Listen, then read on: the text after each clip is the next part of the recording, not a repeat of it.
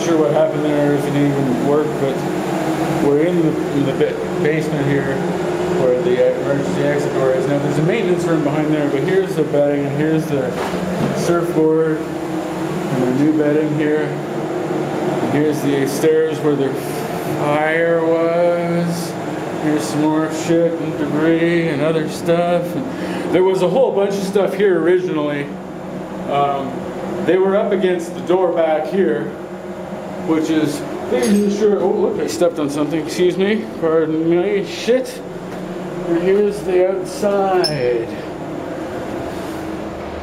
See, here's outside. Now there's the other doorway that goes to the stairs that go all the way up to the top, right? But this only goes the one. Oops. See, look at how fucked this is. Forever, no exception. Got it. Members only. Look at the graffiti on it. There's no light here, and there's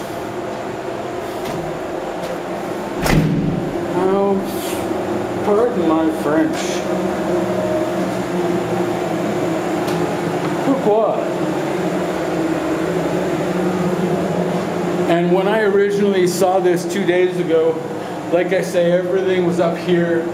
Their surfboards were up at the top. The cardboard was against that door.